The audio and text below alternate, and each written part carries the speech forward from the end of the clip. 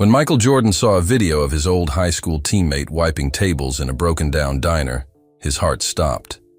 The man in the dirty apron was Marcus Thompson, the friend who taught Michael everything about basketball and life. The same Marcus who should have been a star until one horrible injury destroyed his dreams. Now, 40 years later, while Michael became the richest athlete in the world, Marcus was working for almost nothing in a place that looked ready to fall apart, but Michael remembered. Something that would change everything. A promise he made in a hospital room when they were just 17 years old. What he does next will shock you. It's bigger than any championship Michael ever won. It's more amazing than any dunk or game-winning shot. And it proves that some promises are worth waiting 40 years to keep. But what was that secret promise Michael made so long ago? And why will what happens next leave even Michael Jordan himself completely speechless? Michael Jordan sat in his big leather chair on the top floor of his Chicago office building. Outside, his window, cars moved like tiny toys far below. At 61 years old, the basketball legend still felt young, but Tuesday mornings like this one made him feel every year of his age. His assistant, Sarah, had been after him for months. "You need to check your social media," she kept saying. "Your fans want to see you online more." Michael didn't really understand all the apps and websites. Twitter, Instagram, Facebook, they all seemed the same to him. But Sarah was smart about business, so he finally gave in. She set up his phone with all the accounts and showed him how to scroll through the posts. Most of it was boring. Pictures of food, people arguing about sports, fans posting old photos of him dunking basketballs. Nothing new or interesting. Then, he saw it. The video was shaky, like someone took it with their phone in a hurry. The words at the top made him stop scrolling. "This guy claims he played with MJ in high school. Yeah, right." Michael's finger hovered over the play button. Something about those words made his stomach feel tight. He pressed play. The video showed the inside of a small diner, the kind of place with old booths and cracked floors that you might find in any small town. A tall man in a dirty apron was wiping down tables. His hair was gray, and his shoulders bent forward like he was tired all the time. Someone behind the camera called out, "Hey, did you really play basketball with Michael Jordan?" The man looked up. His face was older, with lines around his eyes and a sad smile. But Michael knew that face.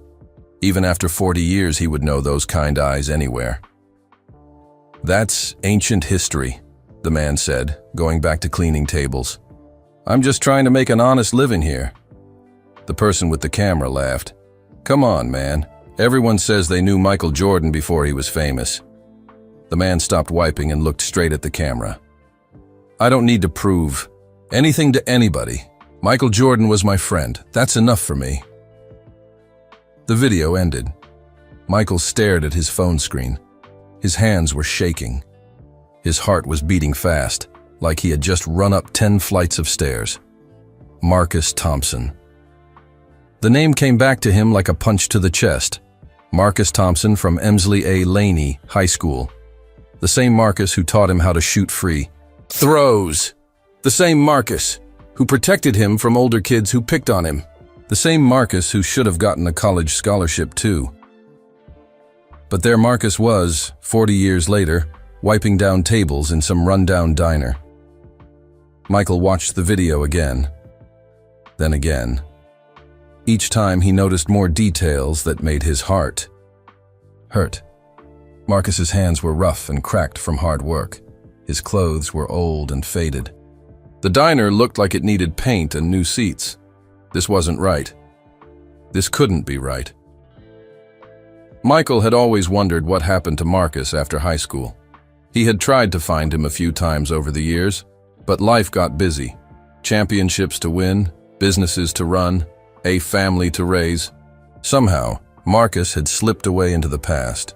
But seeing him like this, tired, forgotten, working so hard just to get by, made Michael feel sick.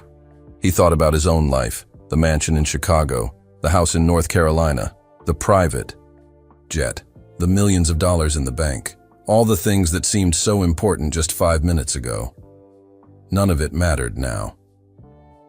Michael picked up his phone and called Sarah. "Cancel all my meetings today," he said. "What?" "Mr. Jordan, you have the board meeting at 2 and the interview with ESPN at 4. Cancel them all. I need to take a trip." "Where are you going?" Michael looked out his window at the busy city below. Somewhere out there, people were living their lives, chasing their dreams, trying to make it through each day.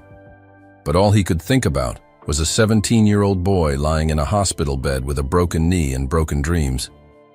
"I'm going home," he said. Sarah was quiet for a moment. "To North Carolina?" "Yes." "And Sarah? Book the fastest flight you owe, confined to Wilmington. How long will you be gone?" Michael closed his eyes and saw Marcus's face again. The sad smile, the tired eyes, the way he kept working even while people made fun of him. "I don't know," Michael said. "As long as it takes." After he hung up, Michael sat alone in his office. The city noise seemed far away. All he could hear was his own heartbeat and a voice from long ago. "When I make it to the NBA, I'm coming back for you. Whatever you need, whenever you need it. That's a promise." He had said those words in a hospital room 40 years ago. He was just a kid then, full of big dreams and bigger promises. But he had meant every word. Now, looking at that video, Michael realized something that made his chest tight with shame. He had kept every promise he ever made about basketball, every contract, every endorsement deal, every business agreement. But the most important promise of all, the one he made to his best friend when they were both 17 years old, somehow he had forgotten about it. No, that wasn't true. He hadn't forgotten. He had just let other things become more important. He had told himself that Marcus was probably fine, probably successful, probably didn't need help from his old high school teammate. He had been wrong. Michael opened his laptop and searched for flights to Wilmington. As he typed, he could almost hear Marcus's voice from the video. "I'm just trying to make an honest living here." An honest living. While Michael Jordan was making millions playing a game, Marcus Thompson was wiping down tables in a diner that looked like it might fall down any day. The flight would leave in 3 hours. That gave Michael time to pack and think about what he was going to say when he saw Marcus again.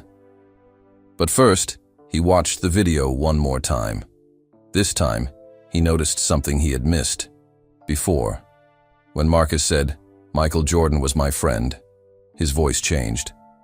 For just a second, the sadness left his face, and he looked like the confident teenager who used to encourage a scared sophomore to keep shooting, keep trying, keep believing.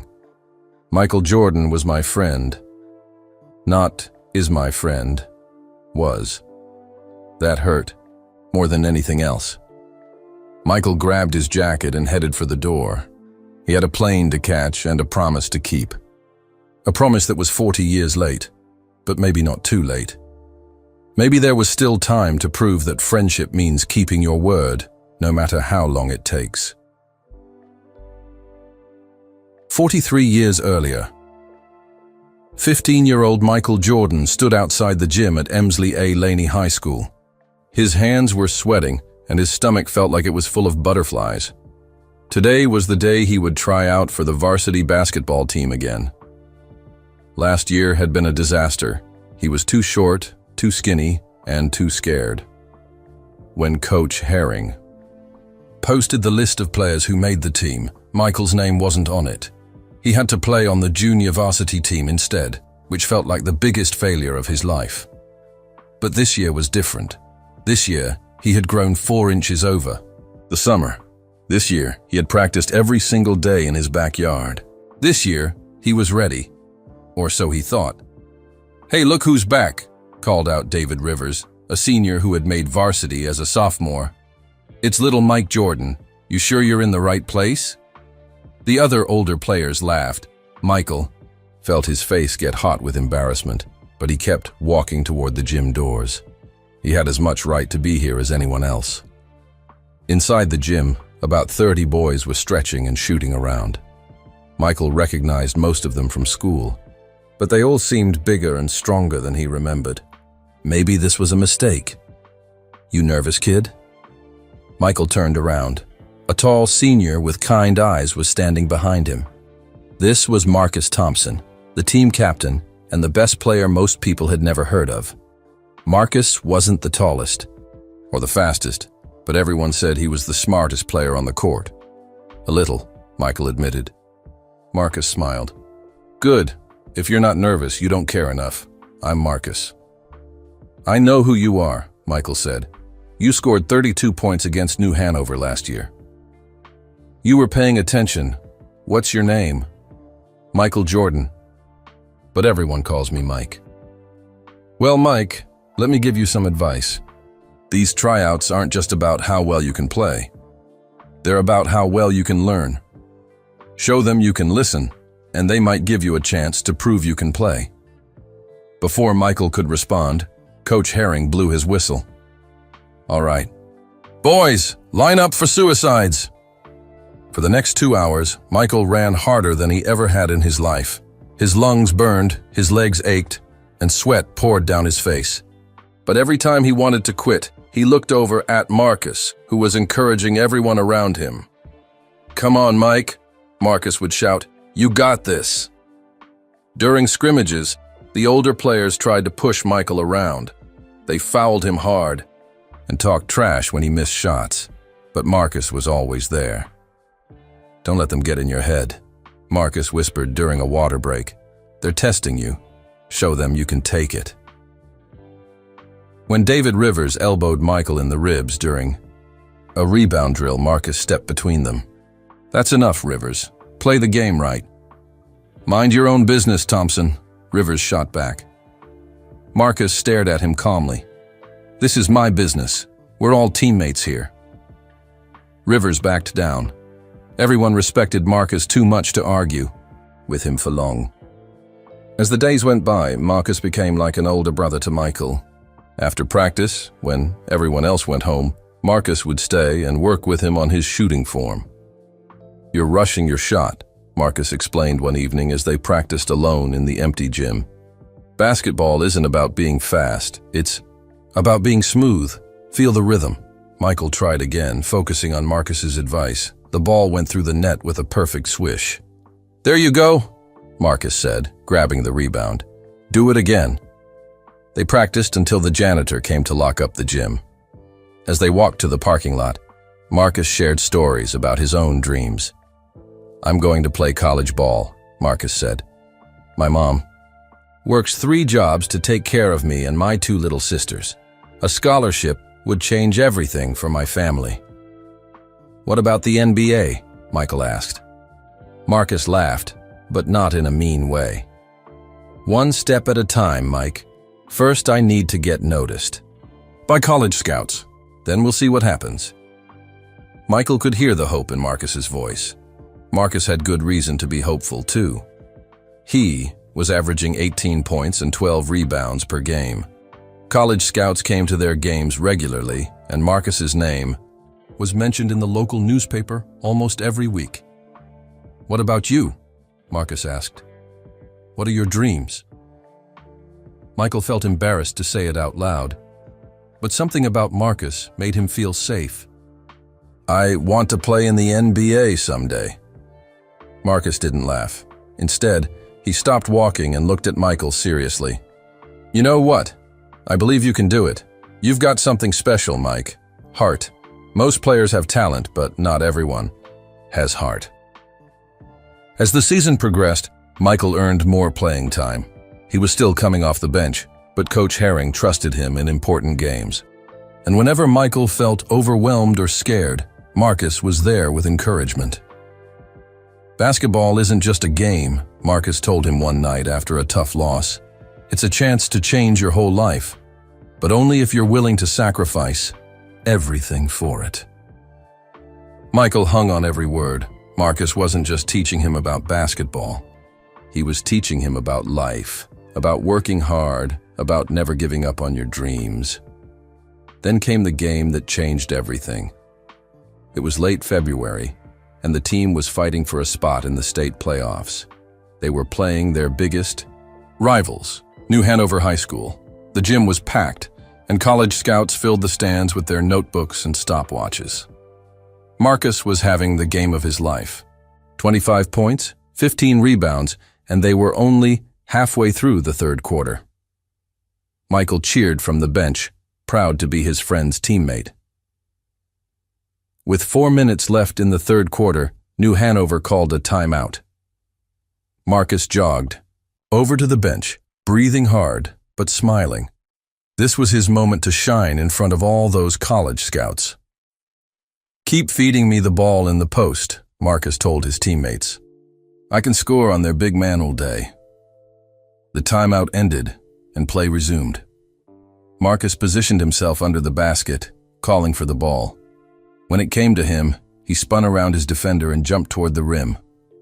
The sound that came next would haunt Michael for the rest of his life. Pop. It was Marcus's knee. He came down wrong from his jump, and something inside his leg snapped like a broken stick. Marcus collapsed to the floor, screaming in pain and clutching his knee. The gym went completely silent except for Marcus's cries. Michael ran onto the court without thinking, kneeling beside his friend as the trainer rushed over. "It's bad, isn't it?" Marcus whispered through gritted teeth, his face pale with pain. Michael didn't know what to say. He just held Marcus's hand as the paramedics brought a stretcher onto the court. As they carried Marcus away, Michael saw something that broke his heart. In the stands, the college scouts were putting away their notebooks and getting ready to leave. Marcus's season was over, and probably his dreams too. At the hospital later that night, the doctor's words confirmed everyone's worst fears. Torn ACL, torn meniscus, and damaged cartilage. With surgery and physical therapy, he might walk normally again. But competitive basketball? I'm sorry, son. That's probably over. Marcus stared at the ceiling, tears streaming down his face. "All those scouts," he whispered. "They were finally watching me. This was supposed to be my year." Michael sat in the chair next to the hospital bed, feeling helpless. His friend had given him so much: confidence, skills, belief in himself. Now Marcus's dreams were shattered, and there was nothing Michael could do to fix it. But then something. Inside, Michael made him stand up. He walked to Marcus's bedside and took his friend's hand. "Marcus," he said, his voice shaky but determined, "I'm going to make you a promise. When I make it to the NBA, and I will make it, I'm coming back. For you. Whatever you need, whenever you need it, I swear it." Marcus tried to smile through his tears. "Mike, you don't have to." "Yes, I do," Michael interrupted. "You believed in me when nobody else did. You taught me everything I know about basketball and about being a good person. When I succeed, it'll be because of what you gave me. And I'm never going to forget that." Marcus squeezed Michael's hand weakly. "You're crazy, Mike, but I appreciate it."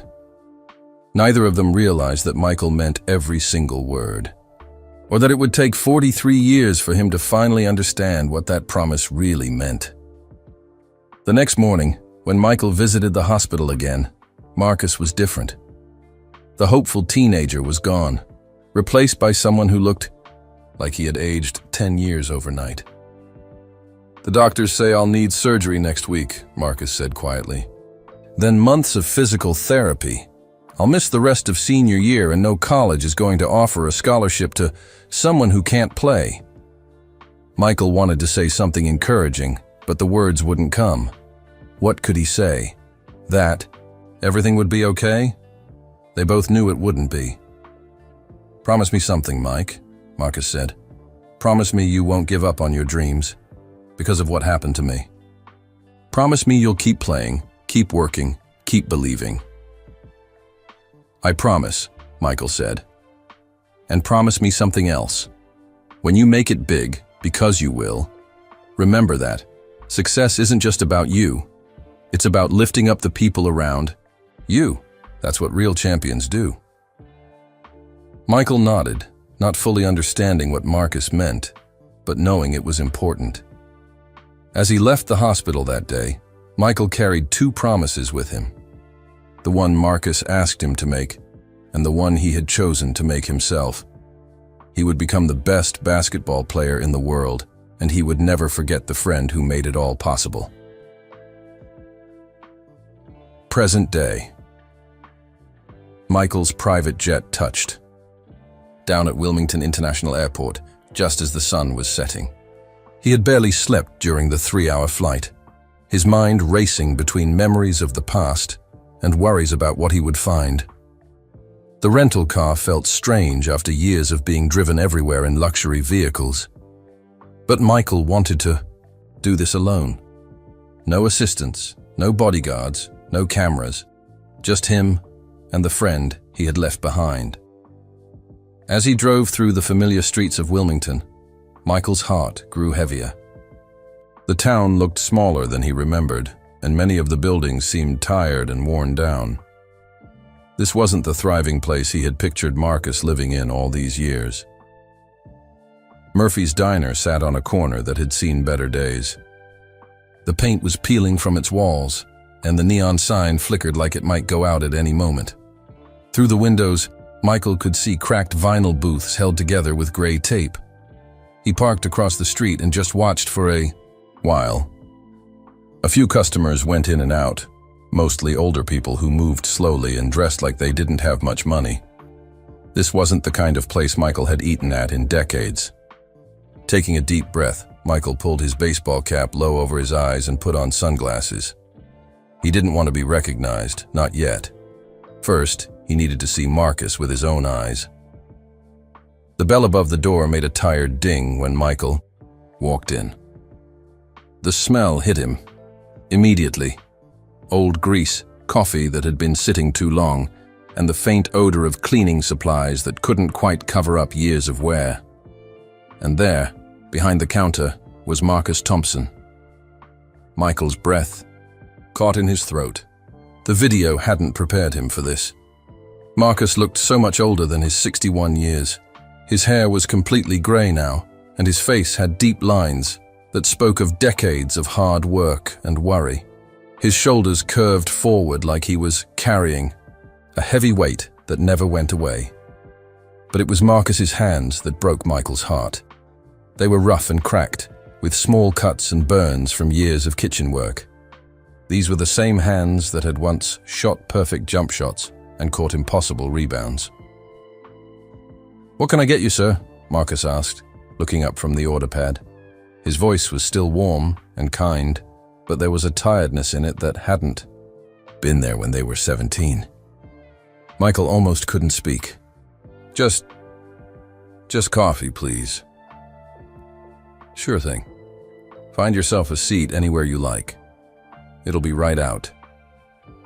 Michael slid into a booth near the back and watched as Marcus poured coffee from a pot that looked like it had been used for years. When Marcus brought the cup over, Michael kept his head down, afraid that if Marcus recognized him, his friend might run away. "You passing through town?" Marcus asked, setting down the coffee with a small smile. "Something like that," Michael managed to say. "Well, welcome to Wilmington. Not much to see here anymore, but the people are good." Marcus started to walk away, but Michael couldn't let him go. "Not yet." "Actually," Michael said, "I was wondering if you could tell me about this place. Looks like it has some history." Marcus's face lit up a little. "Murphy's has been here for 30 years. Mr. Murphy started it back when this part of town was busier. He passed away about 5 years ago, and his family was going to sell it. But the folks around here, they needed this place. So we found a way to keep it running." "We?" Michael asked. "Well, I've been working here for 15 years. Started washing dishes when the furniture factory closed down. Worked my way up to day manager." Marcus shrugged like it was no big deal, but Michael could hear the quiet pride in his voice. As Marcus talked, More customers came in. Michael watched his old friend work. Despite everything, the worn-down diner, the obviously difficult circumstances, Marcus treated every customer like they mattered. He remembered their usual orders, asked about their families, and never seemed rushed even when the place got busy. An elderly woman came in and sat at the counter. "The usual, Mrs. Patterson?" Marcus asked with a genuine smile. "You know me too well, Marcus," she replied. "How's your back feeling today?" "Can't complain," Marcus said, though Michael noticed he moved carefully when he bent to get something from under the counter. A young man came in next, looking worried and upset. "Marcus," he said quietly, "I hate to ask, but could I get a cup of coffee? I'll pay you back on Friday when I get paid." "Don't worry about it, Tommy," Marcus said, pouring the coffee. "We've all been there. Just pass it on when you can." Michael's chest tightened. Even with so little, Marcus was still taking care of other people. After the lunch rush died down, the diner became quiet. Michael had been nursing the same cup of coffee for 2 hours, and Marcus finally had a moment to rest. He sat down at the counter, rubbing his lower back with a wince. That's when Michael made his decision. He couldn't hide anymore. He got up from the booth and walked to the counter, removing his sunglasses and baseball cap as he went. Marcus looked up, and for a moment, his face went completely blank. Then his eyes grew wide, and his mouth fell open. "Michael," he whispered, so quietly that only Michael could hear. "Is that really you?" Michael nodded, his throat too tight to speak. Marcus looked around the empty diner, then back at Michael. What are you doing here?" "I saw the video," Michael said. "The one where someone asked if you really played basketball with me." Marcus's face flushed with embarrassment. "Oh, that. I told them not to post that foolish thing. I don't like people thinking I'm bragging or making up stories." "But it's not a story, is it?" Michael said. "We did play together." "That was a long time ago," Marcus replied, standing up slowly. "You probably don't even remember." "I remember everything," Michael interrupted. "I remember you teaching me how to shoot free throws. I remember you protecting me from David Rivers. I remember the promise I made to you in the hospital." Marcus's eyes filled with tears, but he quickly looked away.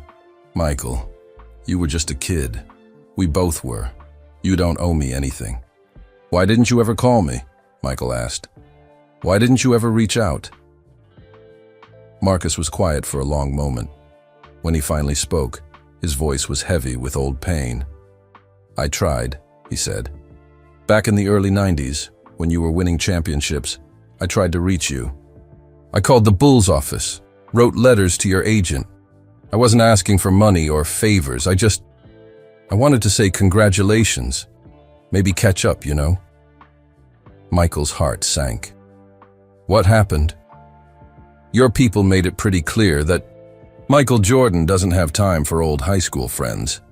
They said you get hundreds of people claiming to know you, and they can't let everyone through." Michael felt sick. He had never known about any of this. His handlers had been protecting him from people who wanted something from him, but they had also kept away the people who truly mattered. "After that," Marcus continued, "I figured you had moved on to bigger and better things, which was fine. I was proud of you, Michael.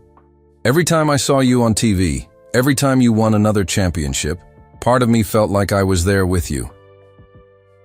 "But you should have been there," Michael said, his voice breaking. "You should have had your chance too." Marcus shook his head. "Life doesn't always work out the way we plan. After my knee injury, I spent 2 years in community college, working part-time jobs to help my mom pay the bills.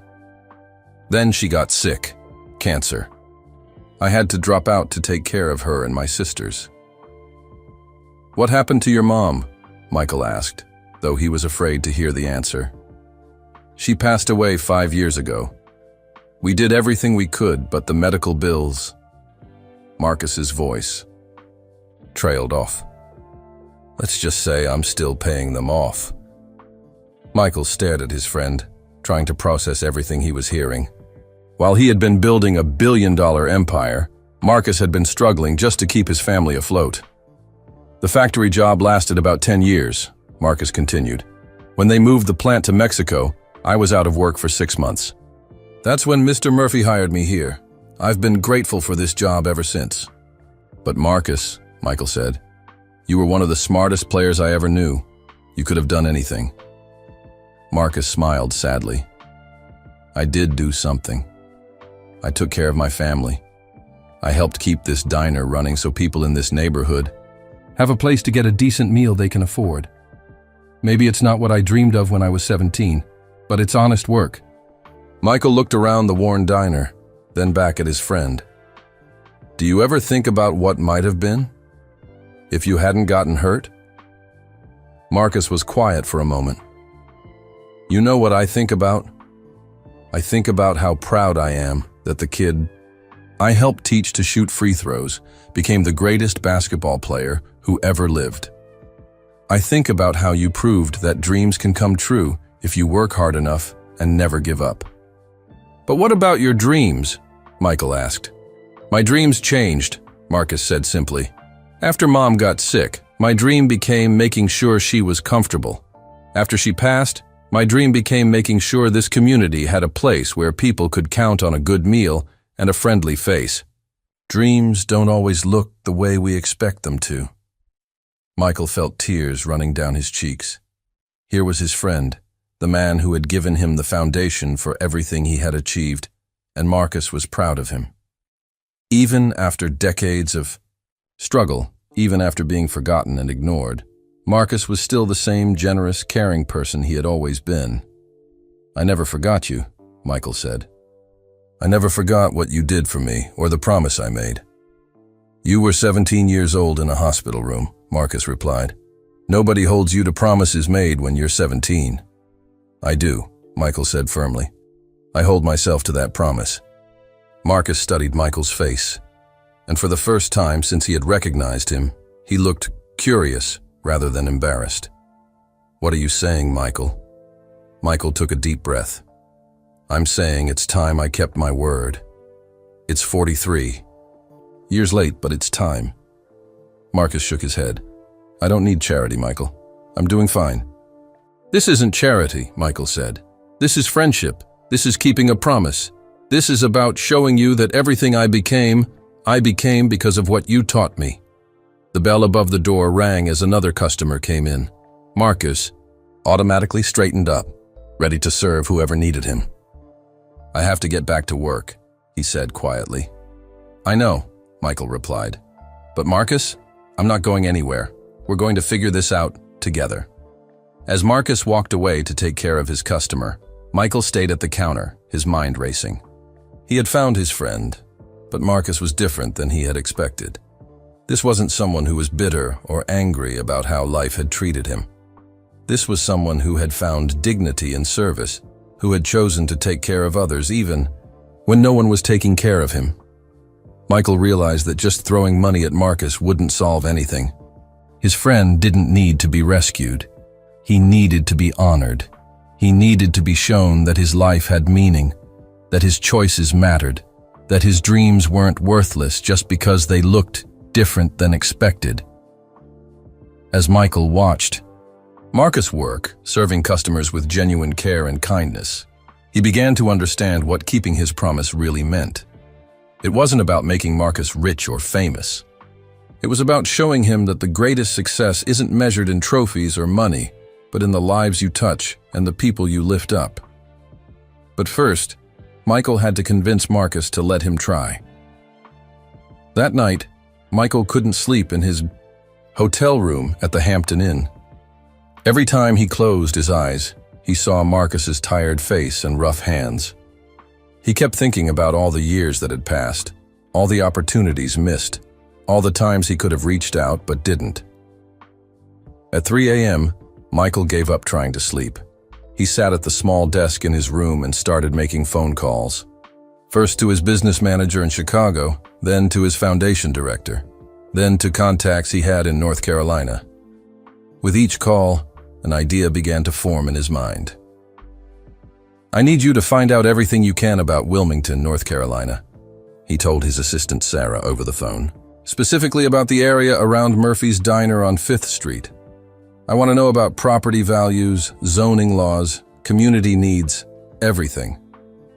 Mr. Jordan, it's 3 in the morning, Sarah said sleepily. I know. This is important. More important than any business deal I've ever made. When the sun came up, Michael drove back to Murphy's Diner. The breakfast rush was just starting, and he could see Marcus through the window, moving between the kitchen and the counter with practiced efficiency. Michael ordered pancakes and coffee, and found the same booth he had sat in the day before. He watched Marcus work, and this time, he noticed things he had missed, despite everything. Marcus had been through. He treated every customer like they were family. "Morning, Mr. Peterson," Marcus said to an elderly man who shuffled in using a walker. "Your usual spot is ready for you." "You're too good to me, Marcus," the old man replied. "Nonsense. How's your granddaughter doing at college?" "Real good. She made the dean's list again." "That's wonderful. You must be so proud." As the conversation continued, Michael realized that Marcus knew everyone's story. He asked about people's children, remembered their health problems, celebrated their good news, and offered encouragement during their difficult times. A woman came in with 2 young children who looked tired and hungry. She counted the money in her purse carefully before ordering. "Can we get 2 kids' meals and 1 coffee, please?" she asked quietly. "Of course," Marcus said. "And how about some orange juice for the little ones? On the house." "Marcus, I can't afford." "It's fine. Jennifer, growing kids need their vitamins." Michael watched this scene and felt something click in his mind. Marcus hadn't just been surviving for the past 40 years. He had been serving his community, taking care of people who needed help, being the kind of leader Michael remembered from high school. After the breakfast rush ended, Marcus came over to Michael's table. "You're back," Marcus said, sitting down across from him. "I told you I wasn't going anywhere," Michael replied. "Michael, I've been thinking about yesterday. I appreciate you coming to see me, I really do. But you've got your life, and I've got mine. You don't need to feel guilty about anything that happened 40 years ago." "This isn't about guilt," Michael said. "It's about friendship. It's about recognizing what you've accomplished." Marcus laughed, but not in a happy way. "What I've accomplished? Michael, I'm a 61-year-old man who manages a diner. I never went to college, never got married, never had kids. I'm not sure that counts as accomplishing much." "Are you kidding me?" Michael said, leaning forward. "Do you see what you do here every single day? Do you see how these people depend on you? Do you understand that you're the heart of this community?" Marcus looked uncomfortable. "I just do my job." "No, you do way more than your job. You take care of people. You remember their names, their stories, their problems. You give free meals to families who can't afford them. You keep this place running not because it makes you rich, but because people need it." Before Marcus could respond, the bell above the door rang. A woman named Dolores came in, wearing a waitress uniform. "Morning, Marcus," she called out. "Sorry I'm a few minutes late. My car wouldn't start again." "No problem, Dolores. Take your time getting ready." After Dolores went to put on her apron, Michael asked, "How many people work here?" "Just Dolores and me during the day. We have a part-time cook who comes in for dinner rush and a kid who washes dishes on weekends." "What about you? When do you get time off?" Marcus shrugged. "I get Sundays off usually, sometimes." Michael did the math in his head. Marcus was working 6 days a week, probably 10 hours a day, for a job that couldn't possibly pay very much. And he was using whatever little extra he had to help customers who couldn't afford their meals. Over the next few days, Michael stayed in Wilmington, eating at the diner every day and slowly getting to know the community. What he discovered amazed him. Marcus wasn't just the manager of a restaurant. He was like the unofficial mayor of the neighborhood. When Mrs. Rodriguez needed help with her son's math homework, Marcus tutored the boy for free after work. When Tommy Chen lost his job at the phone company, Marcus made phone calls to friends until he found Tommy another position. When the Wilson family's house caught fire last winter, Marcus organized a community drive to help them rebuild. "He's been like this for 15 years, Dolores told Michael one afternoon when Marcus was in the back doing inventory. "Always putting other people first. When Mr. Murphy died and his family wanted to sell this place, Marcus convinced them to let him keep it running. He probably saved a dozen jobs." "What about Marcus?" Michael asked. "Who takes care of him?" Dolores looked sad. "Nobody really. That's just Marcus. He'd rather make sure everyone else is okay." That evening, Michael called a meeting with some of the most important people in his business empire. Using his laptop in the hotel room, he video conferenced with architects, contractors, city planners, and community development experts. "I want to build something," he told them. "Something that will honor a friend and help a community. But it has to be done right. It has to come from the community, not be imposed on it." For the next week, Michael secretly met with local business owners, city officials, and community leaders. He was careful not to mention Marcus by name, but he asked a lot of questions about what the neighborhood needed. "We used to have a community center," explained Mrs. Patterson, the elderly woman Michael had seen at the diner. "But it closed down 10 years ago when the city ran out of money. Now kids don't have anywhere to go after school. Parents don't have anywhere to meet and talk about neighborhood problems." "What would an ideal community center look like?" Michael asked. "Well, it would need a place for kids to do homework and get help with school. Maybe a computer lab, since a lot of families can't afford computers. A gym where kids could play basketball and stay out of trouble. Meeting rooms where families could gather for celebrations or community discussions." As Michael listened to person after person describe their needs, his plan began to take shape. This wasn't just about helping Marcus. This was about creating something that would benefit everyone, while giving Marcus a chance to do what he had always been meant to do: lead and inspire young people. But there were challenges. The city had concerns about permits and zoning. Some community members worried that if Michael Jordan got involved, their neighborhood would change in ways they didn't want. Property values might go up, forcing longtime residents to move away. Michael spent hours in meetings, explaining that his goal wasn't to gentrify the neighborhood, but to strengthen it. He wanted to create opportunities for the people who already lived there, not replace them with wealthier newcomers. "This community already has everything it needs to succeed," Michael told the city council at a special meeting. "Strong families, caring neighbors, hard-working people. All I want to do is provide some resources to help those strengths grow." Meanwhile, Marcus remained completely unaware of what was happening around him. He noticed that Michael was spending more time in town, eating at the diner every day and talking to various people, but he assumed his old teammate was just catching up with old friends before returning to his regular life. One evening, as they sat together in the empty diner after closing time, Marcus asked, "How long are you planning to stay in town?"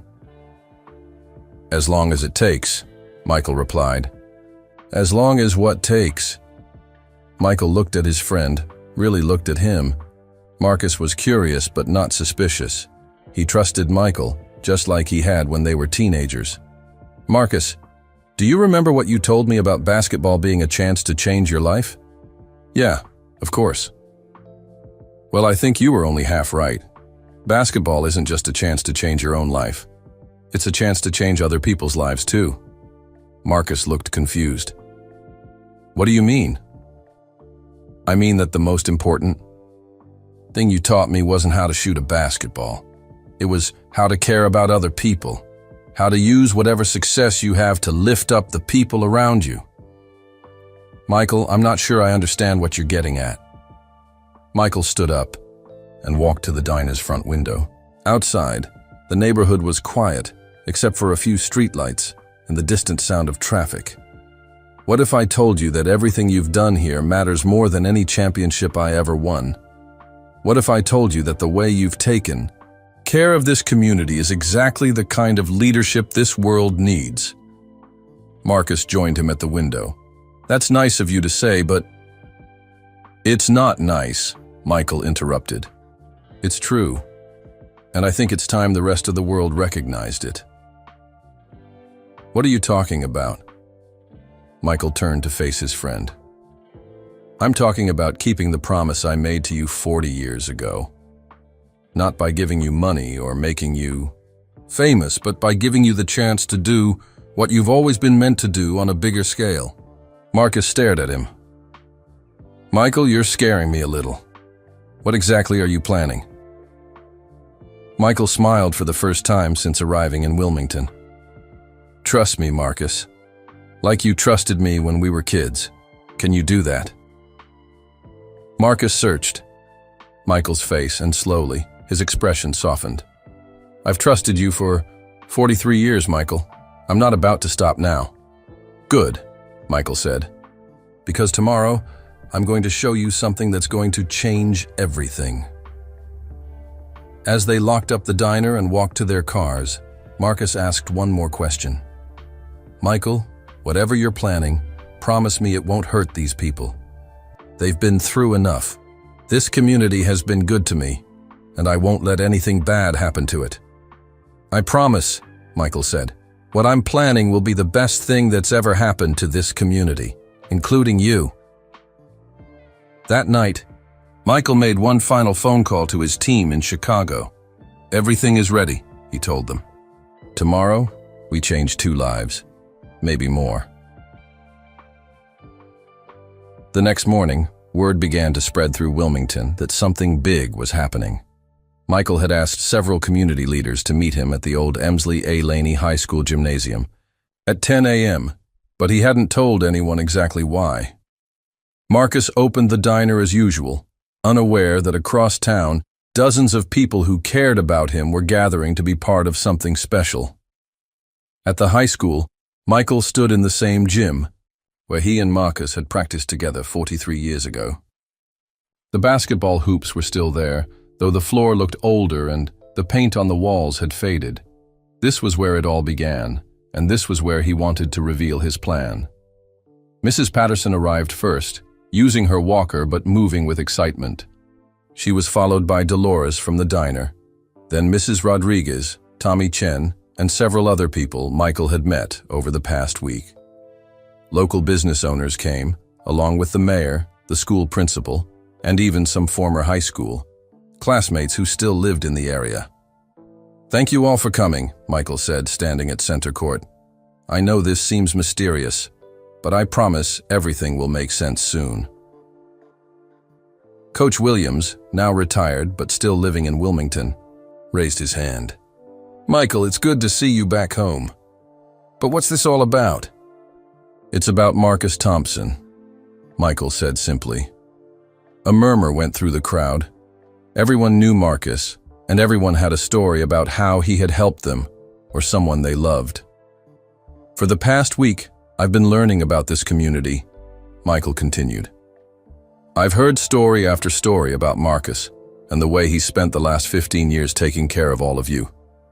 What I want to know is, are you ready to take care of him for once? What do you mean? Asked Mr. Garcia, who owned the corner grocery store.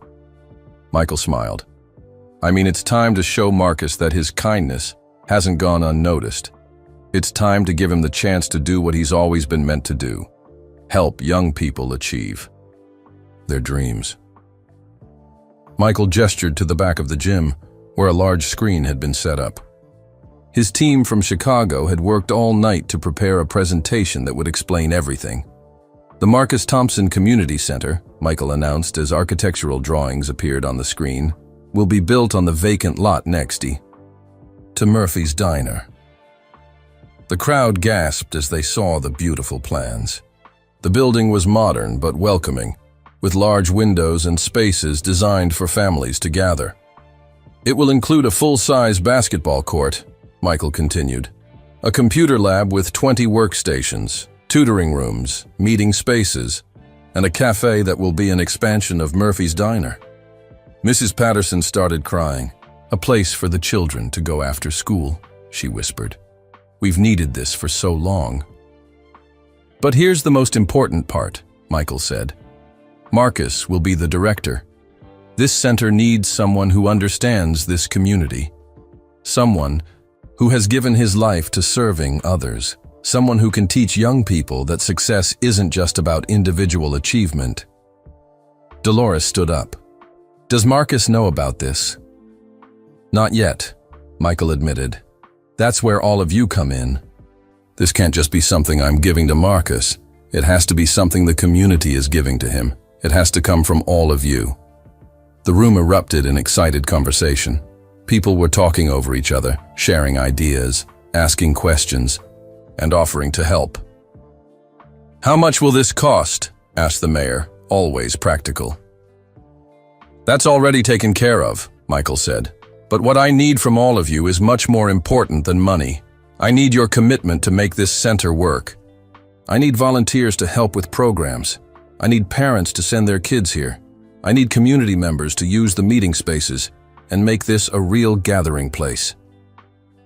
Tommy Chen raised his hand. "What kind of programs are you thinking about?" "That's up to Marcus and all of you to decide," Michael replied. "But I'm hoping for after-school tutoring, computer classes for adults, basketball leagues for kids, job training programs, family support groups, whatever this community needs most." Over the next hour, the excitement in the gym grew and grew. People were volunteering left and right. Mrs. Rodriguez offered to teach Spanish classes. Coach Williams said he would help with basketball training. The high school principal promised to connect the center with the school's academic support programs. "When would this open?" asked Mrs. Patterson. "If we can get all the permits and approvals, construction could start next month. We're hoping to open by next spring."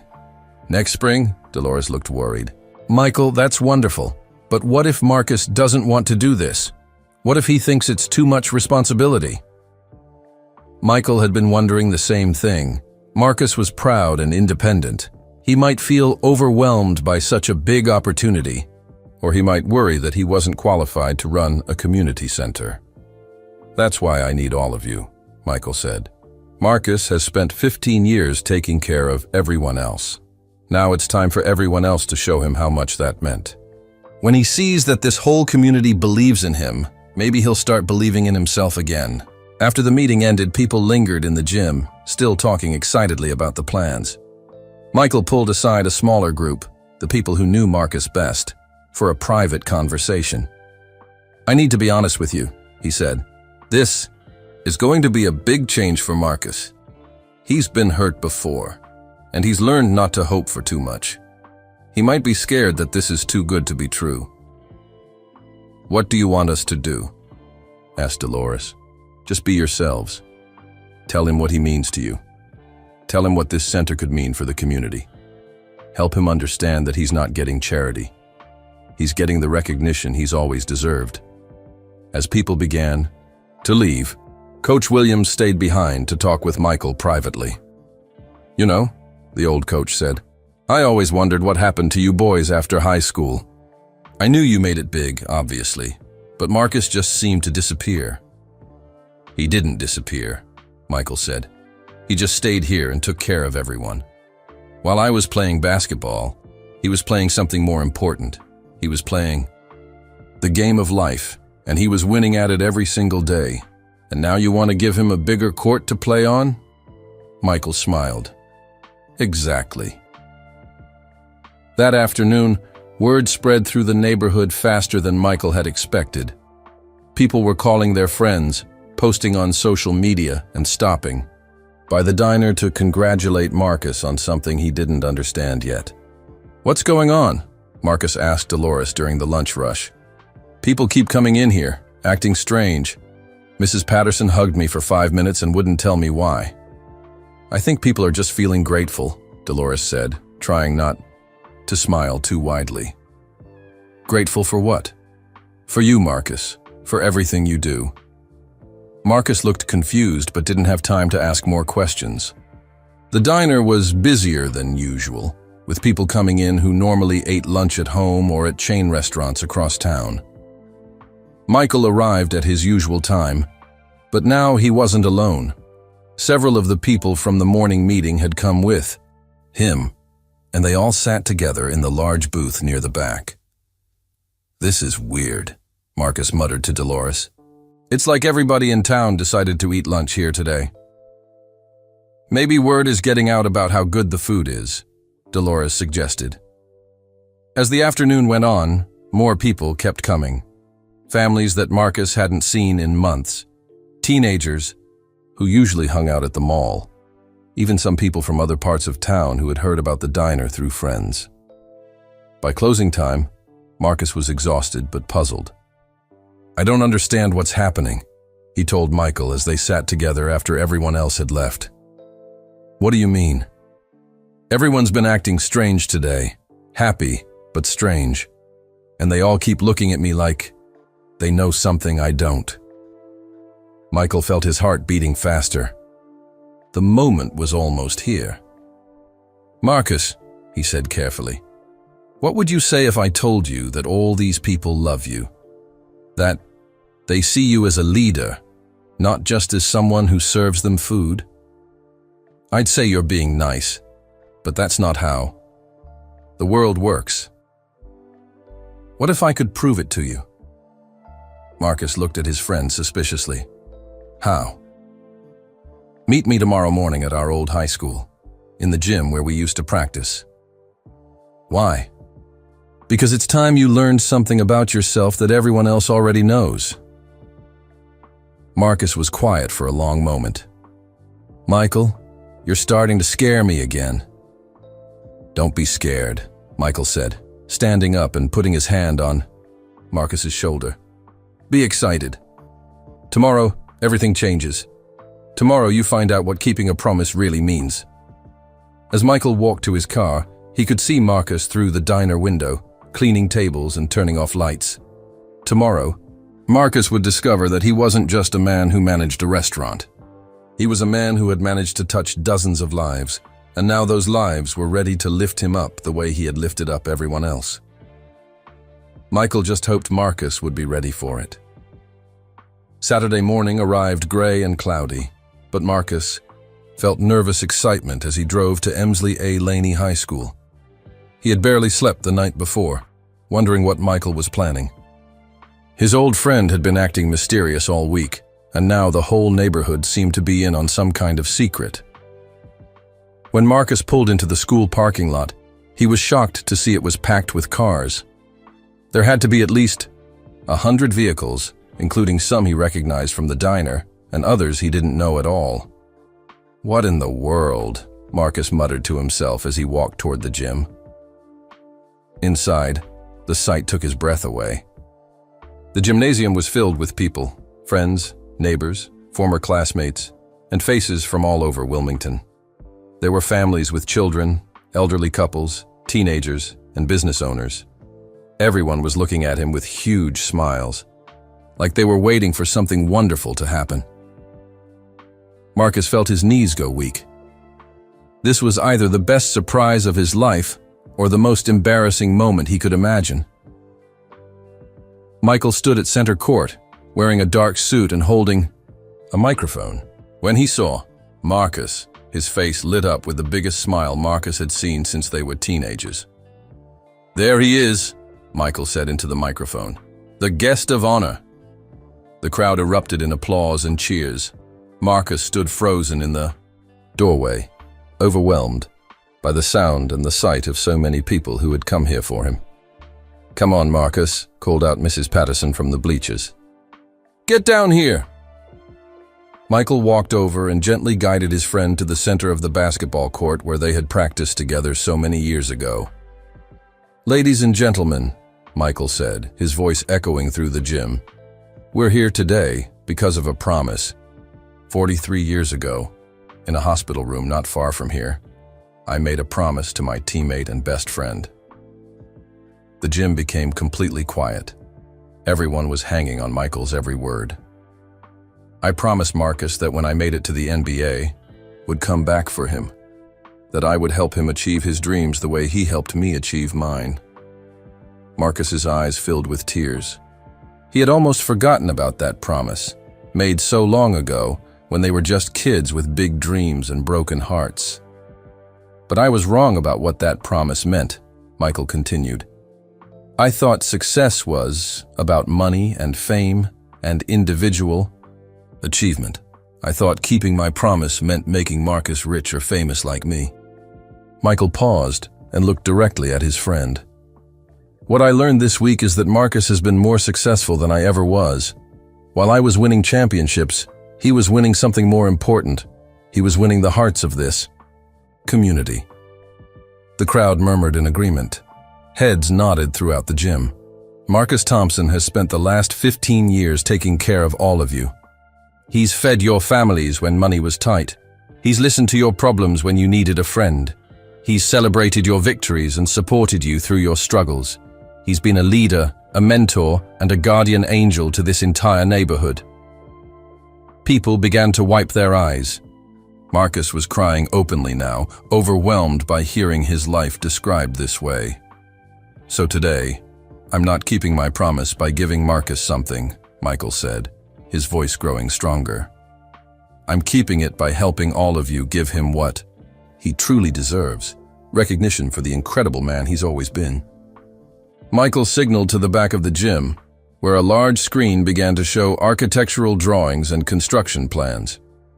The Marcus Thompson Community Center, Michael announced, will be built on the vacant lot next to Murphy's Diner. The crowd gasped and cheered as beautiful images of the proposed building filled the screen. It was modern but warm, with large windows and open spaces designed for families and children.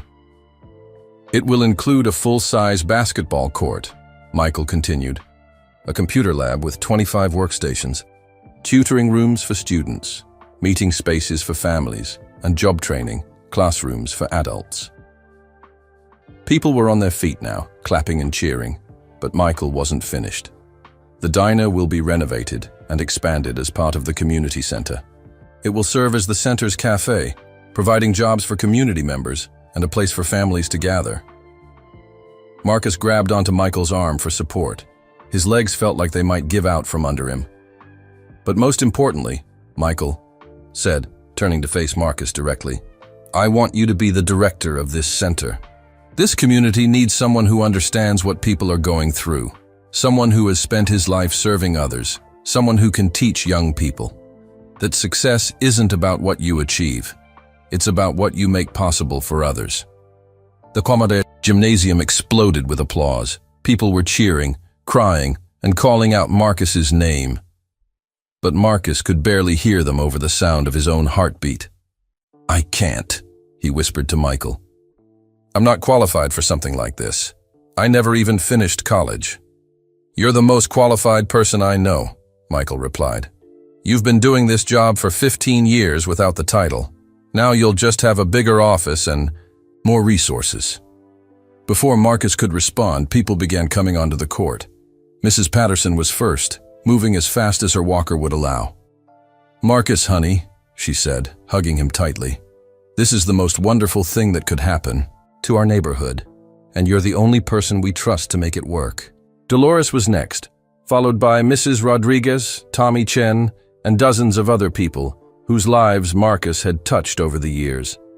Each person shared a story about how he had helped them, encouraged them, or simply been there when they needed someone.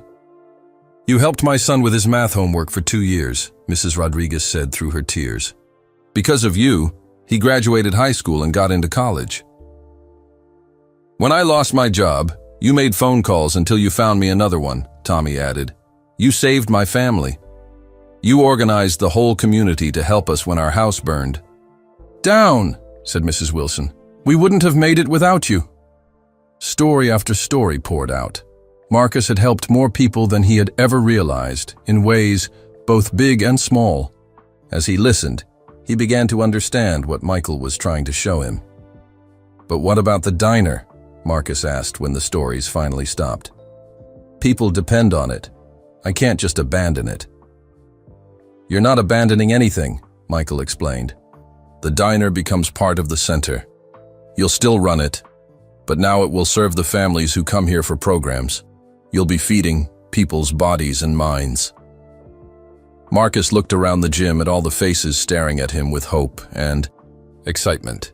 These weren't strangers asking him for a favor. These were friends and neighbors who believed in him. "There's one more thing," Michael said, pulling out an envelope. "I wanted to give this to you privately, but I think everyone should hear this." He opened the envelope and pulled out an official-looking document. The Michael Jordan Foundation is establishing a permanent scholarship fund, the Marcus Thompson Scholarship. Every year, one graduate of our community center programs will receive a full college scholarship, all expenses paid. Marcus's knees finally gave out, and he had to sit down on the gym floor. The crowd gathered around him, offering hands to help him up and voices of encouragement. "The scholarship," Michael continued, "will go to students who show that success isn't just about grades or athletics. It will go to young people who understand that true achievement means lifting up their communities." Through his tears, Marcus looked up at Michael. "Why?" he whispered.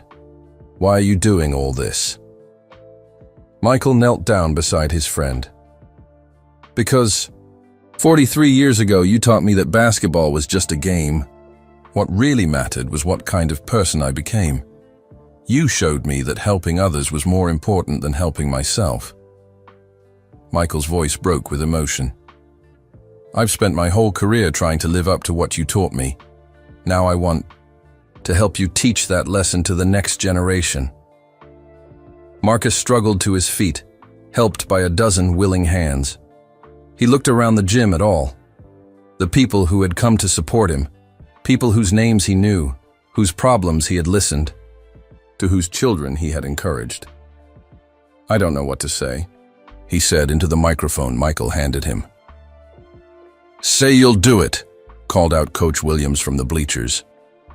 "Say you'll help our kids," added Mrs. Rodriguez. "Say you'll keep being who you've always been," said Dolores.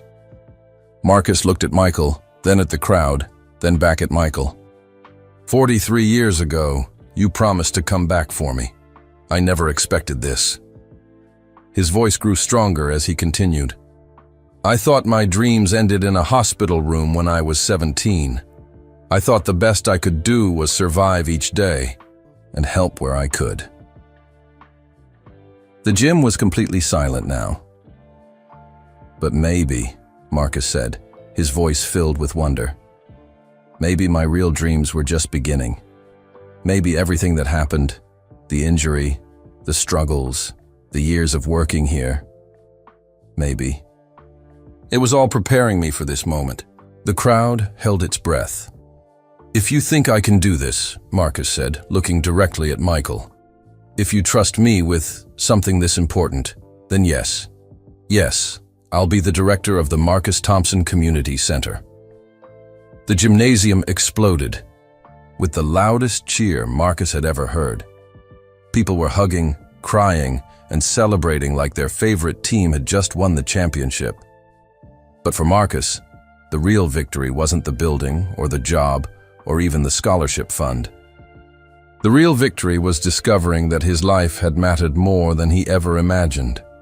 That the kindness he had shown, the help he had given, and the love he had shared had created something beautiful in his community. As Michael hugged him tightly, Marcus whispered, "Thank you for keeping your promise." "Thank you for keeping yours," Michael replied. "You promised to teach me what really matters. It just took me 43 years to understand the lesson." 6 months later, the vacant lot next to Murphy's Diner was buzzing with activity. Construction. Workers arrived every morning at 7 a.m., and the sound of hammers, drills, and heavy machinery filled the air. But this wasn't just any construction project. This was the whole community coming together to build something special. Michael had kept his word about making this a community effort. He hired local contractors whenever possible, bought materials from neighborhood businesses, and made sure that people from Wilmington got first chance at the construction jobs. Marcus had transformed completely.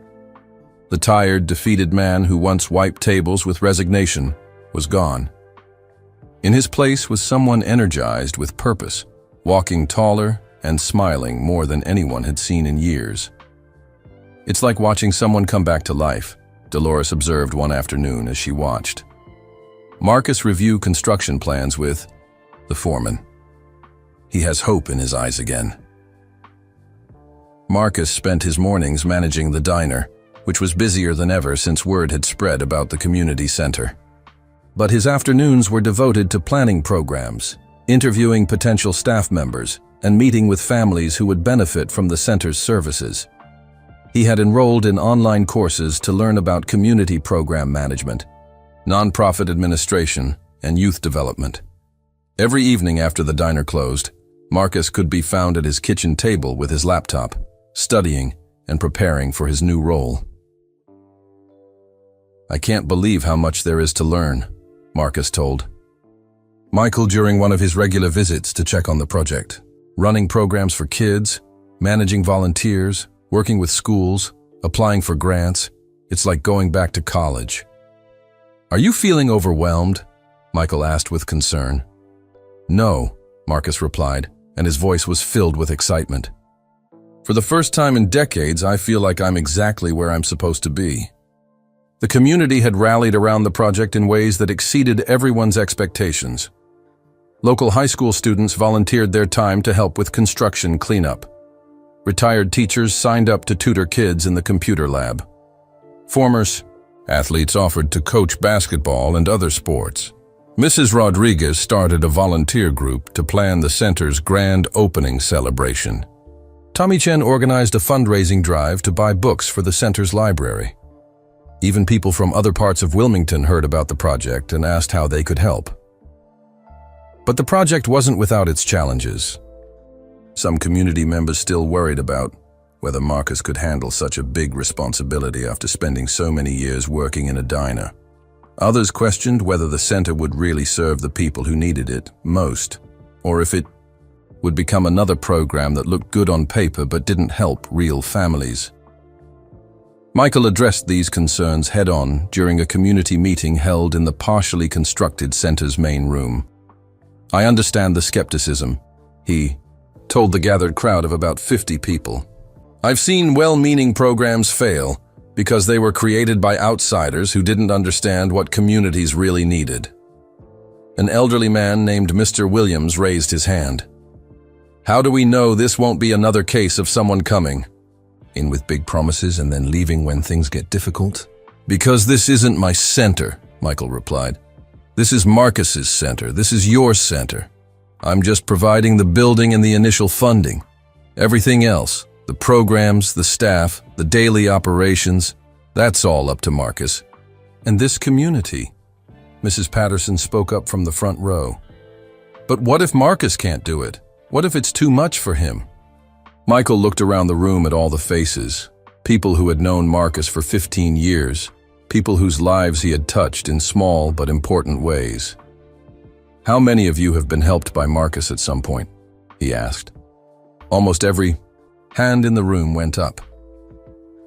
"How many of you trust Marcus to make good decisions for this community?" Again, nearly every hand was raised. "Then why wouldn't you trust him to run a center designed to help this community?" "Marcus has been doing this job for 15 years without a title or a budget. Now he'll just have better tools to work with." The meeting turned into an emotional testimony session, with community member after community member sharing stories of how Marcus had helped them over the years. A single mother talked about how Marcus had given her free meals when she was between jobs. A teenager described how Marcus had encouraged him to stay in school when he wanted to drop out. An elderly woman explained how Marcus had organized neighbors to check on her after she had surgery. By the end of the meeting, any doubts about Marcus's ability to lead the center had evaporated. As opening day approached, Marcus faced his biggest challenge yet, designing the center's main program. Michael wanted it to be something that combined athletics with life skills, mentorship with education, individual achievement with community service. "What would you have wanted when you were 17? Michael asked during one of their planning sessions in the diner's back office. Marcus considered the question carefully, just like he always did. "I would have wanted someone to tell me that setbacks don't define you, that helping others is as important as helping yourself, that there are many different ways to be successful in life." Together, they developed the Dream Forward program, a comprehensive approach that paired athletics training with academic support, community service, with leadership development. Participants wouldn't just learn to play better basketball, they would learn to be better community members. The program was designed around Marcus's philosophy that success isn't what you achieve for yourself, it's what you make possible for others. Kids would spend part of their time developing their own skills and part of their time helping younger children or elderly community members. "We're going to teach them that being a champion means lifting up your team," Marcus explained to the first group of volunteer coaches, whether that team is on a basketball court or in a neighborhood. The program's motto, suggested by Marcus himself, became, "Success isn't what you achieve, it's what you make possible for others." As construction neared completion, Marcus started hiring staff. He was careful to choose people who understood the community and shared his vision of service. The head basketball coach was Tommy Chen's older brother, who had played college ball before returning home to work in construction. The computer lab coordinator was a recent college graduate who had grown up 3 blocks from the diner. Most importantly, Marcus hired Mrs. Rodriguez as his assistant director. She had been volunteering with community programs for years and understood the challenges facing local families. "I want people who care more about making a difference than making money," Marcus told Michael. "We need staff members who see this as a calling, not just a job." 2 weeks before the scheduled opening, Michael surprised Marcus with one final addition to the center. He had arranged for a professional kitchen to be installed in the renovated diner space, along with equipment for a full catering operation. "What's all this?" Marcus asked, as workers installed commercial ovens and refrigerators. "This is how the center will support itself long-term," Michael explained. "The cafe will serve the families who come here for programs, but you can also cater events around the city.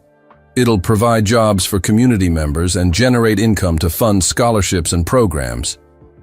Marcus shook his head in amazement. "You've thought of everything, haven't you?" "We've thought of everything," Michael corrected. "This was never just my plan, Marcus. This was our plan. You just didn't know it yet." The week before opening day, local media began covering the story. Newspapers from Raleigh and Charlotte sent reporters to interview Marcus and Michael. Television stations wanted to film inside the new center. But Marcus insisted that the focus stay on the community, not on celebrity. "This isn't about Michael Jordan building something," he told reporters. "This is about a community that never gave up on each other. This is about proving that success means helping the person next to you succeed too." During one interview, a reporter asked Marcus if he ever felt bitter about the path his life had taken. "Bitter?"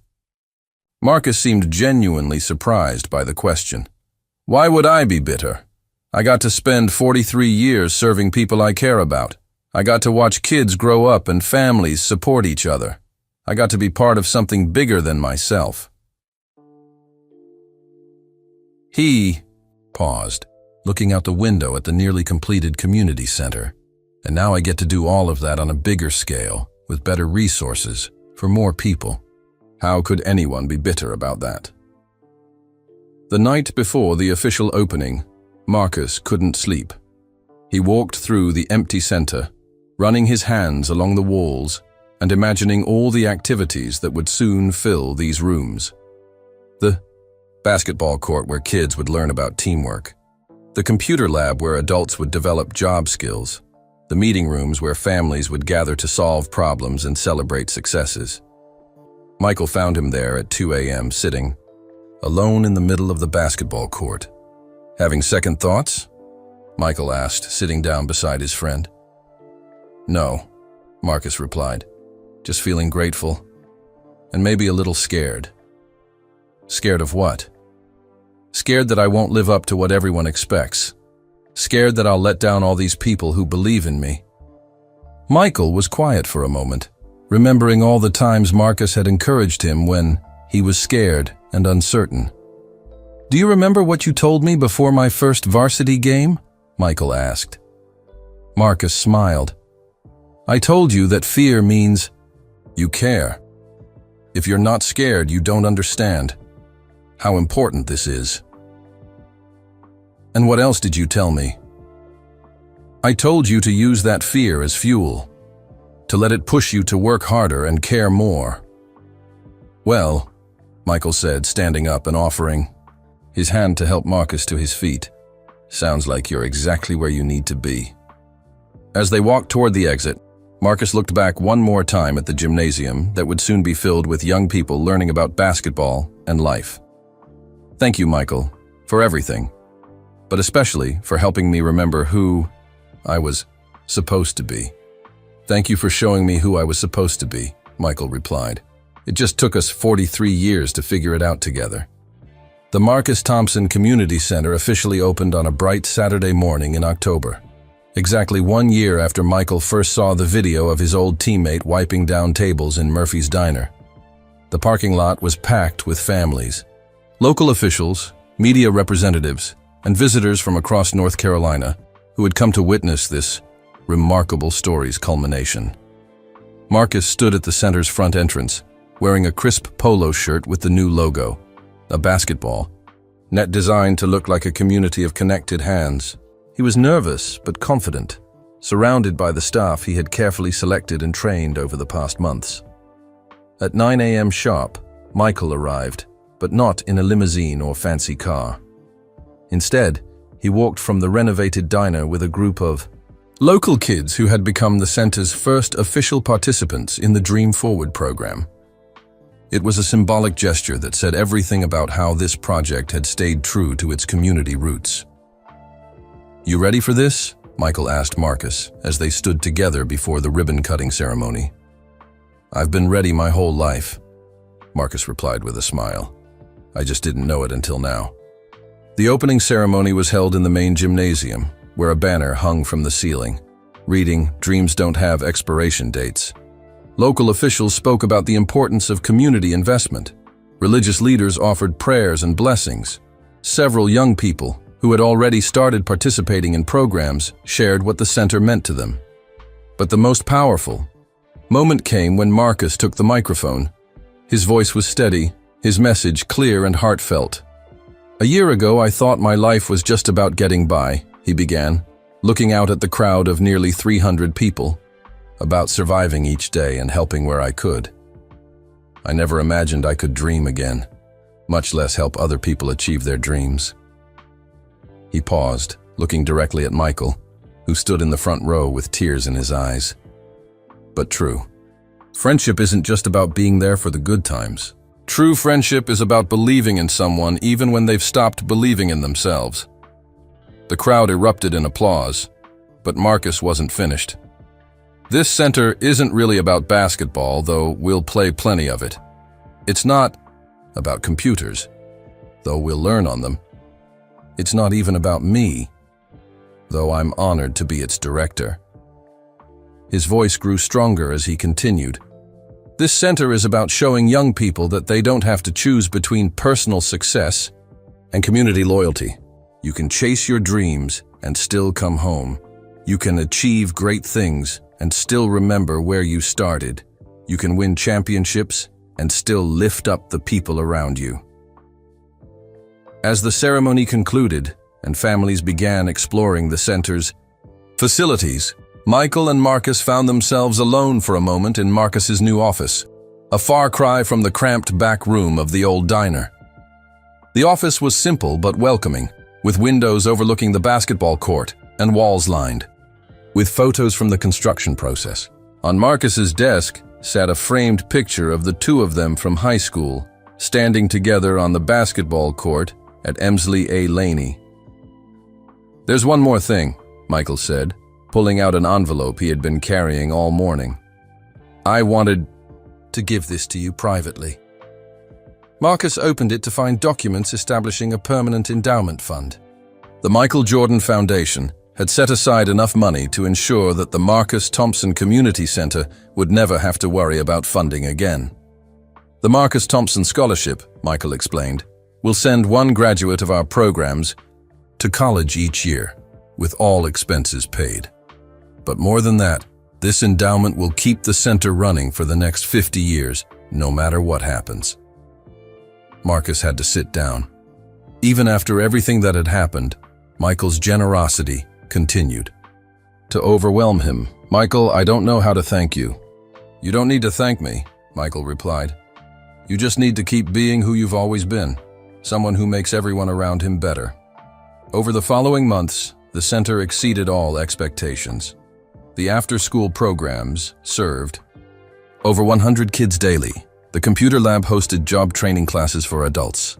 The basketball court became the site of youth leagues, pickup games, and community tournaments that brought families together from across Wilmington. Marcus's Dream Forward program became a model that attracted attention from educators and community leaders across the country. Kids didn't just improve their basketball skills.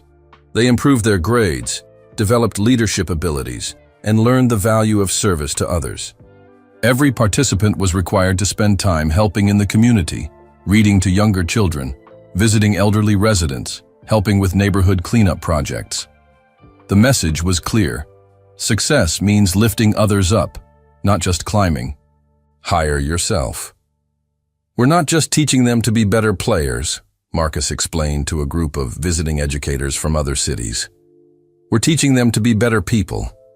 We're showing them that talent without character is empty, and that the greatest victories happen when everyone wins together."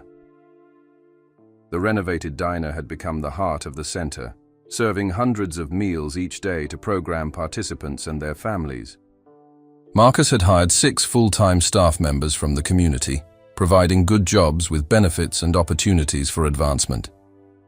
But perhaps most importantly, the center had become what Michael and Marcus always envisioned, a place where dreams begin, not end.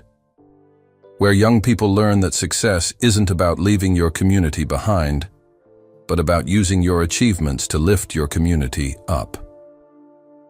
One afternoon, 6 months after opening, Michael returned to Wilmington for what had become a monthly visit. He found Marcus in the gymnasium, working with a group of teenagers on basketball fundamentals. But this wasn't just about sports, it was about life. "Remember," Marcus was telling a young girl who was struggling with her jump shot, "basketball is like everything else in life. It's not about being perfect. It's about being persistent. It's about getting back up every time you fall down." The girl nodded, set her feet, and took another shot. This time it went in, and her teammates cheered. "See?" Marcus said with a smile. "Success isn't about never missing. Success is about never giving up." Michael watched from the sidelines, remembering when Marcus had said almost exactly the same words to him 44 years ago. Some things never change, and that was exactly how it should be. After the practice ended, Michael and Marcus sat on the front steps of the community center, looking out at the neighborhood that had been transformed by hope and hard work. "Do you ever think about what would have happened if you hadn't seen that video?" Marcus asked. Michael considered the question. "I think I would have found you. Eventually. Maybe it would have taken longer, but I think deep down, I always knew I had a promise to keep. And what if I had said no? What if I had been too scared to take on something this big?" "Then I would have kept trying until you said yes," Michael replied. "Because the Marcus Thompson I knew in high school was never afraid of a challenge. He was just afraid of letting other people down." Marcus nodded. "You know what the best part is, 3 of our kids have already been offered college scholarships. But more importantly, they're all committed to coming back and helping the next group of kids. Just like you came back for me, Michael said. Just like you came back for me, Marcus agreed. As the sun set over Wilmington, casting long shadows, across the community center's parking lot, both men felt a deep sense of peace. They had kept their promises to each other. But more than that, they had created something that would keep making promises to young people for generations to come. The Marcus Thompson Community Center stood as more than just a building. It was proof that friendship matters, that loyalty matters, that keeping your word matters. It was evidence that success isn't measured by what you accumulate, but by what you contribute. And in a small town in North Carolina, that lesson was changing lives, one dream at a time. 2 years after the center's opening, Michael Jordan returned to Wilmington for what had become an annual tradition, the Marcus Thompson Community Center's anniversary celebration. But this visit was different from all the others. Marcus met him at the airport, and as they drove through town, Michael marveled at the changes he could see everywhere. The area around the community center had been transformed. New businesses had opened, drawn by the foot traffic and positive energy the center created. Property values had risen, but longtime residents hadn't been pushed out. Instead, they had been lifted up. "Remember when you asked me what I regretted most?" Marcus said as they pulled into the center's parking lot, which was now twice as large as it had been originally. "I said it was never getting to coach. Well, I want to show you something." They walked into the gymnasium, where Marcus's dream, Forward program was in full session. 25 teenagers were running drills, but these weren't just basketball exercises. Each activity was designed to teach life skills, teamwork, persistence, leadership, and community responsibility.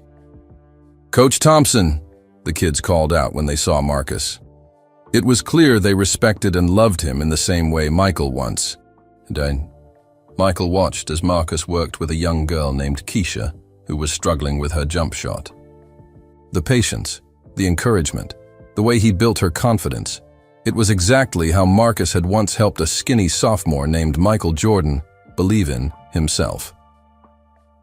"Keep your eyes on the rim," Marcus told her gently. "Don't think about the people watching. Don't worry about missing. Just focus on what you want to achieve."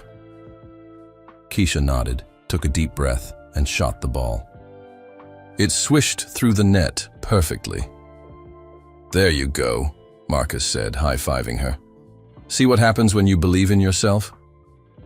"You know what the best part is," Marcus said quietly to Michael as they watched the practice continue. 5 of these kids have already been offered college scholarships, but more importantly, they're all committed to coming back and helping the next group of kids. "Just like you taught me," Michael said. "Just like you taught me," Marcus replied, with a smile. That evening at the anniversary celebration, Michael was asked to speak to the gathered crowd of nearly 400 people. The gymnasium was packed with families whose children had thrived in Marcus's programs, adults who had found new opportunities through the center's job training, and elderly community members who no longer ate alone thanks to the expanded diner. "When I made a promise to my friend 44 years ago," Michael began, "I thought I knew what success looked like. I thought it was about championships and fame and money. But Marcus taught me then, and he's reminded me now, that real success is measured very differently." He paused, looking at Marcus, who stood at the back of the room with his arm around Keisha, the girl who had made the perfect shot earlier. "Real success is about keeping your promises, even when it takes 44 years. It's about lifting up others, even when you're struggling yourself. It's about believing that dreams don't have expiration dates, and that it's never too late to become the person you were meant to be." The crowd erupted in applause, but Michael raised his hand for quiet. "I came here 2 years ago thinking I was finally keeping my promise to Marcus. But I've realized something important. Marcus had been keeping promises to this community every single day for decades. He never stopped being the person who helped me believe in myself. He just needed someone to believe in him again. Michael gestured toward a banner hanging from the gymnasium ceiling that read, "Success isn't what you achieve. It's what you make possible for others." "That's not just our motto," Michael continued. "That's our mission, and thanks to Marcus, that mission is spreading far beyond Wilmington." Over the past year, educators and community leaders from 12 different cities had visited the Marcus Thompson Community Center to learn about the Dream Forward program. 3 other communities had started their own versions, with Marcus serving as a consultant and mentor. "We're not just changing lives here," Michael said. "We're changing the way people think about success, about community, about what it means to achieve your dreams." Later that night, as the celebration wound down, Michael and Marcus sat on the front steps of the community center, looking up at the stars, just like they used to do as teenagers. "Do you feel like the promise has been kept?" Michael asked. Marcus considered the question carefully, as he always did. "You know, I think the promise was never really about what you would do for me. It was about what we would do together. And look, what we built." He gestured toward the center, where a few lights were still on as the night custodian cleaned up. After the celebration, "We didn't just build a building, Michael. We built proof that friendship matters, that loyalty matters, that keeping your word matters. We showed a whole community of kids that they don't have to choose between their dreams and their home." Michael nodded, feeling a peace he hadn't experienced since he was 17 years old, shooting baskets with his best friend in an empty gymnasium. "So what's next?" he asked. Marcus grinned, the same mischievous smile he'd had as a teenager. "Well, I've been thinking about expanding the program. There are communities all over North Carolina that could use something like this. Maybe we could create a network of community centers, all based on the same principles." Michael laughed. "You want to build an empire of community centers? Why not? You built an empire of sneakers and basketball teams. I want to build an empire of dreams." "And what would you call this empire?" Marcus thought for a moment. "The Promise Network. Centers dedicated to keeping promises, to kids, to communities, to the idea that everyone deserves a chance to succeed." As they stood to head home, Michael realized that his promise to Marcus had been fulfilled in ways he never could have imagined. He didn't just help his friend achieve success. He helped him discover a form of success that was uniquely his own, one that honored both his dreams and his values. "You know what I learned from all this?" Michael said as they walked to their cars. "What's that?" "I learned that the promise I made to you wasn't really about basketball or careers or money. It was about friendship. It was about proving that when you care about someone, you never give up on them, no matter how long it takes." Marcus stopped walking and turned to face his old friend. "And I learned that the promise I made to you, to teach you what really matters, was the most important promise I ever made, because you didn't just learn the lesson. You lived it, and now you're teaching it to others." They stood there in the parking lot. 2 men in their 60s who had traveled very different paths, but had arrived at the same destination, understanding that true success comes from lifting others up. The Marcus Thompson Community Center stood behind them, its windows glowing softly in the night. Inside those walls, dreams were being nurtured, lives were being changed, and promises were being kept. Not just the promise between 2 old friends, but promises to an entire generation of young people who were learning that they could achieve anything while still caring for their communities. As Michael drove back to his hotel, he thought about the skinny teenager who had once been cut from the varsity basketball team. That boy had been devastated, thinking his dreams were over before they began. But Marcus had taught him that setbacks aren't endings, they're beginnings in disguise. Now, 44 years later, that lesson was being passed on to kids like Keisha, who were learning that missing a shot doesn't mean you stop shooting, and that success isn't about being perfect, it's about being persistent. The Promise Network that Marcus envisioned would carry that message to communities across the country. And someday, when those kids grew up and achieved their own dreams, they would remember what they learned in a small community center in Wilmington, North Carolina. They would remember that friendship means keeping your word, no matter how long it takes. They would remember that success isn't measured by what you accumulate, but by what you contribute. And they would remember that the greatest victories happen when everyone wins together. In a small town in North Carolina, two old friends had kept their promises to each other. But more importantly, they had created a promise to future generations that dreams don't have expiration dates, that it's never too late to make a difference, and that the best way to achieve your own success is to help others achieve theirs. And that promise would echo far beyond Wilmington, changing lives one dream at a time for years to come. Word count: 1,000 words.